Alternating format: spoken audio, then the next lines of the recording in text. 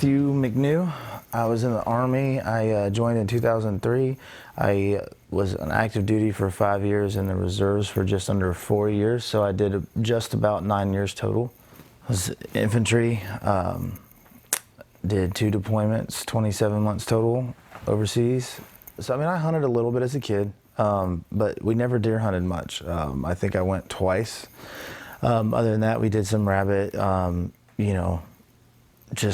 we were always outdoors, but we didn't hunt. My family just didn't hunt a lot. We fished some.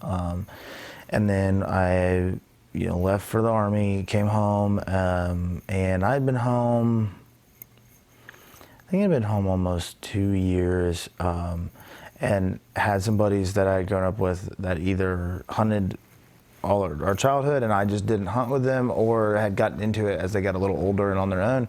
And actually, so my best friend, Travis Stinson, his dad invited me my first time to what we called deer camp, or the Redneck Deck, in Rising Sun, Indiana. And he invited me down to muzzleloader season. Not as many people go. It's cold, and it's a little harder hunting.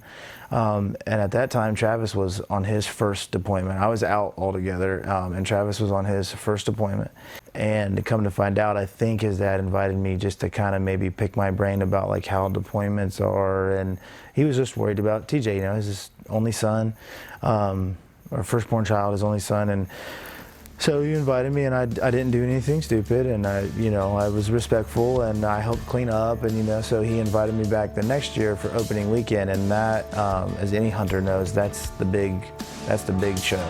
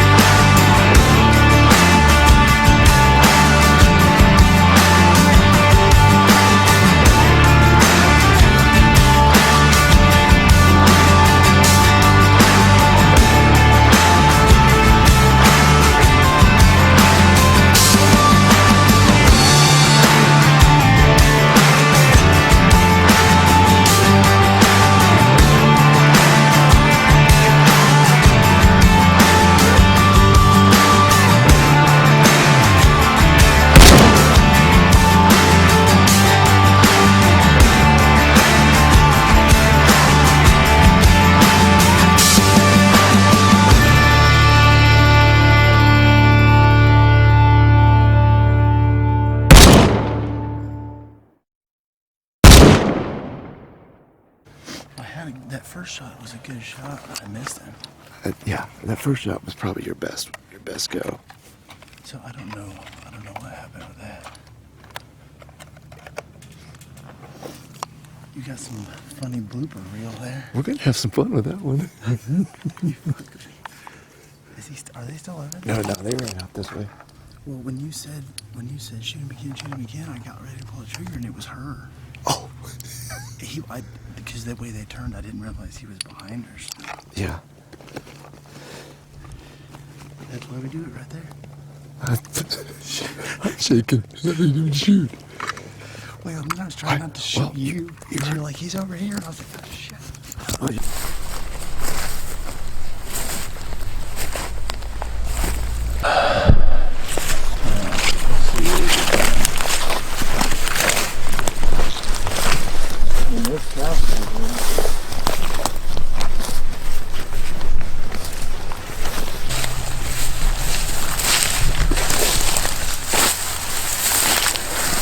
Nothing? Didn't see anything.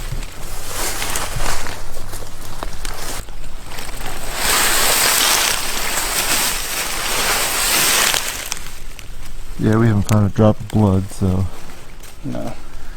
And the nice thing about that food plot is he was standing in it when you shot what I thought was where he jumped a little bit, and so we knew exactly where he was standing. Mm-hmm. And these weeds, man, from up there.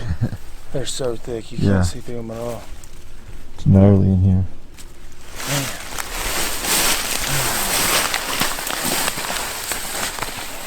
Well, we sat for 2 days, 3 hunts, had a great time. I saw him moving this morning, breeding.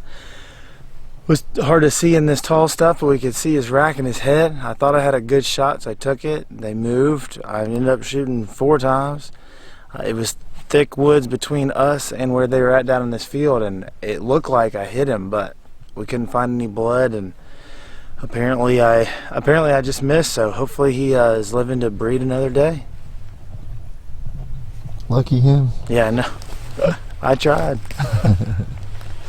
Oh, man.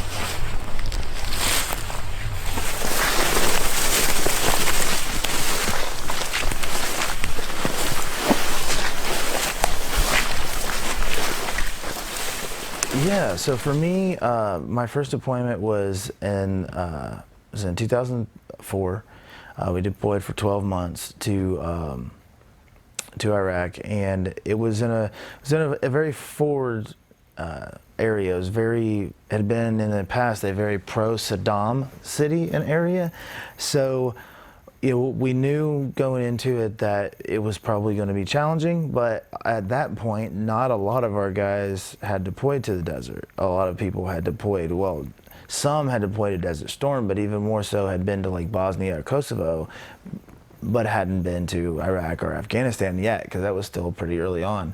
And being infantry, we were on the ground, knocking on doors, doing everything from presence patrols to actually trying to locate, high-value targets, or just, for a lack of better terms, just fighting the bad guys. And me being a private, I didn't even really understand a lot of it at the time. I just did what I was told, and, that was my job, to do what they told me to do. Christmas 2004, I got to come home for 2 weeks leave. I got back early January 05. I got ambushed in the 3rd week of January 2005 with my squad leader at the time. He got wounded in the femoral artery and the stomach. He got shot in the femoral artery and stomach with a machine gun, and it wasn't very good. And at that time, I stepped out of the vehicle, did return fire, and I just did my job. I didn't even think about it. That's just what we were supposed to do. And then I got shot. I actually received a piece of a bullet. It went between the Humvee door and the actual vehicle, with a little gap in the door there. It hit me. I kind of felt it. Didn't really pay attention to it, and then a few minutes later I looked down and it was bleeding. I feel like for a few years there it was a topic of discussion, and it was like very forward in people's minds, but I do feel like there's a lot of people that, yes, they may know that we're still deployed, but they don't it's not talked about as much. A lot of people, I do feel like there's still a ton of active duty military and retired and veterans that, you know, are kind of looked over, but there's a big push in the right circles to try to give back to veterans. But a lot of people don't think about the active guys that are still going. And in our group, you know, we say combat veterans. We don't mean not in the military anymore. If you've been deployed, that's who we're focused on. So we have guys that are active duty. We actually have quite a few that are still active and serving.